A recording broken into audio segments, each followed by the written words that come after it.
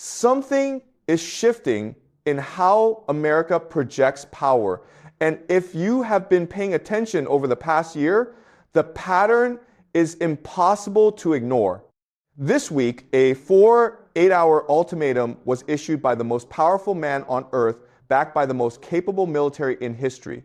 And before the clock ran out, he extended it by 5 days. That sequence is not a footnote. It is the story. And to understand why it matters, you have to go back to where this all began. During the 2024 presidential campaign, Donald Trump made a singular promise on the Ukraine war. He said he could end it in a single day. One phone call to Putin, one conversation with Zelensky, and it would be over. That promise resonated deeply with millions of voters, and it carried him back to the White House. He was inaugurated in January 2025, and the war continued. Data compiled by the Kiel Institute for the World Economy showed that American military assistance to Ukraine dropped by approximately 99% in 2025 compared to the previous year. Russia seized more Ukrainian territory in 2025 than in any year since the invasion began. Civilian casualties rose. Reporting from the ground in early 2026 confirmed that conditions for Ukrainians had deteriorated despite every commitment that had been made. Trump entered 2026 carrying that failure, and it forms the foundation beneath every subsequent move. By summer of 2025, Trump had gone public with pressure on Moscow. He threatened sweeping new sanctions and 100% tariffs on any country still purchasing Russian oil, which meant simultaneously applying economic pressure on China, India, and dozens of energy-dependent nations. He arranged a direct summit with Putin at Joint Base Elmendorf-Richardson in Anchorage, Alaska on August 15, 2025. Before that summit, Reuters reported, based on sources close to the Kremlin, that Putin assessed Trump's ultimatum as lacking real force. That was the specific judgment coming out of Moscow. Russian officials believed Trump would not follow through, and Putin remained focused on consolidating 4 Ukrainian regions before entertaining any settlement discussion. The summit produced nothing. No ceasefire, no framework, no agreement. Trump had arrived with an ultimatum and departed without a deal. The Kremlin's reading had been precise from the beginning. Then, on February 28, 2026, the entire landscape changed. The United States and Israel conducted major coordinated strikes on Iran. Russia condemned the operation in language approaching the outer boundary of diplomatic restraint. The Russian Foreign Ministry characterized the strikes as a pre-planned and unprovoked act of armed aggression against a sovereign United Nations member state and warned of potential humanitarian, economic, and radiological consequences. Iran's response restructured the global energy market almost immediately. Tehran effectively closed the Strait of Hormuz, announcing that passage would only be granted to vessels deemed non-hostile. Roughly half of all seaborne crude oil traded globally moves through that narrow channel. China depends on it, India depends on it. Japan runs a substantial share of its industrial economy on energy that transits through it. Europe was already under strain from the prolonged conflict in Ukraine. A genuine global standoff had taken shape around the most consequential energy corridor on Earth. Before moving to the ultimatum itself, these figures deserve a full stop because they represent real human lives. By March 23, 2026, approximately 3.5 weeks into active hostilities, the confirmed death toll had surpassed 1,500 people killed in Iran, more than 1,000 in Lebanon, at least 15 inches, Israel, and 13 United States military personnel. Millions of civilians across Iran and Lebanon had been displaced from their homes. Those numbers are not statistics. They are the human weight behind every policy decision and every diplomatic statement that follows.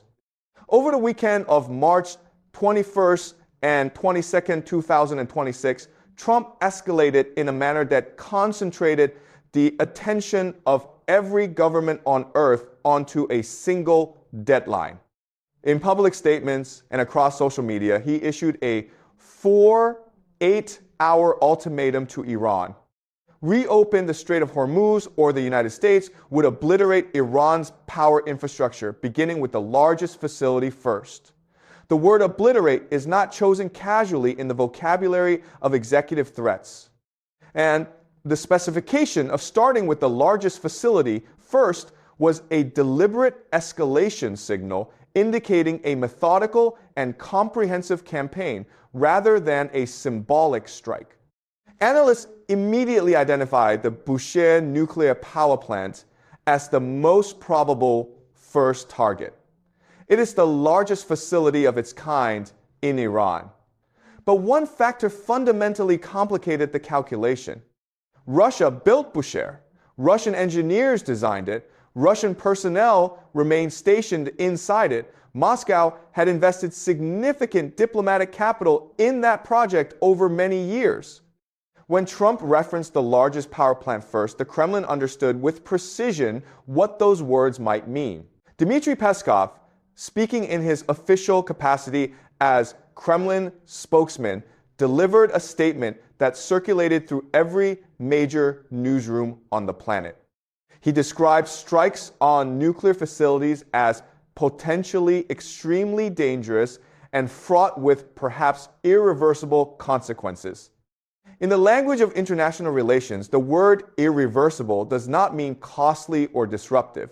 It refers to events that permanently alter the strategic environment in ways no party can repair after the fact. Russia also invoked Chernobyl directly, warning that any strike on Bushehr risked a contamination event comparable to the disaster that spread radioactive fallout across a continent and rendered an entire region uninhabitable for generations. That comparison was not rhetorical. It was Moscow ensuring the audience understood precisely which category of consequence was on the table. Iran matched the register. The Speaker of the Iranian parliament announced that any American strike on Iranian infrastructure would render energy and oil facilities across the entire Middle East legitimate targets. He added that the damage would be irreversible. Two governments reaching for the same word within days of each other is not a coincidence. It is coordination. Oil markets responded without hesitation.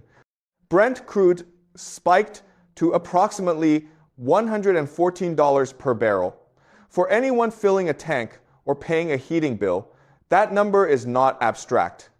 It moves through gasoline prices, shipping costs, food supply chains, and nearly everything that flows through the modern economy. The 48 hours elapsed. No strikes were executed. On March 23, 2026, before the original window closed, Trump announced a 5-day extension, citing what he described as very good and productive conversations and ordering the military to hold while a diplomatic opening was pursued.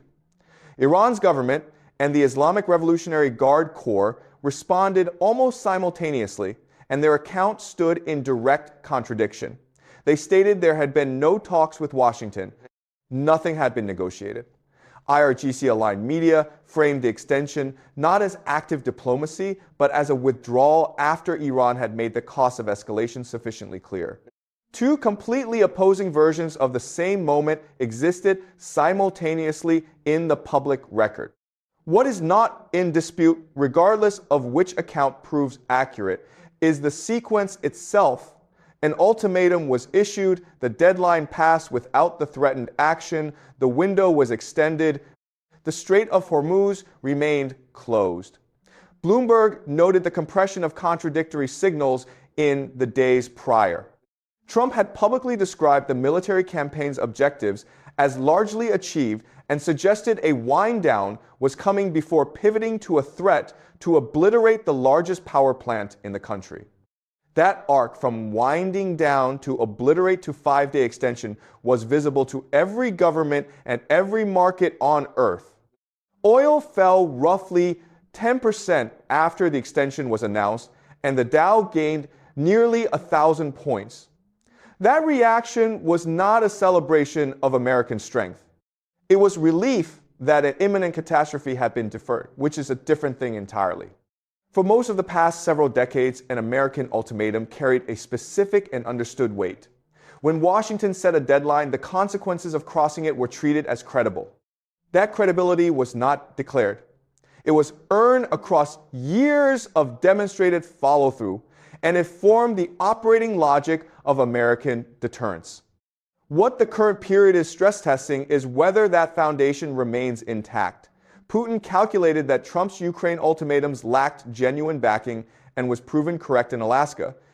Iran responded to a destruction threat with counter-threats serious enough that the deadline was extended before expiration. Russia invoked radiological catastrophe near Bushehr, and the ultimatum was walked back. Capability and credibility are not the same thing, and deterrence runs on both equally. As of March 23, 2026, 6 conditions remain unresolved. The Strait of Hormuz is still closed. The 5-day military hold is active with the condition of meaningful progress toward reopening. That clock is running. Iran publicly denies any diplomatic contact with Washington. Russia continues issuing warnings about Bushehr. Oil markets remain volatile. And the questions that carry the most consequence have no public answers. Whether Trump orders strikes, if these 5 days produce nothing, how Iran responds if they come, what Russia's next move is if Bushehr is targeted. Nobody outside the inner circles of 3 governments knows those answers, and based on what the last 72 hours have demonstrated, it is not clear that even those inner circles have reached settled conclusions. This is the moment, not a future chapter in a history book. Now,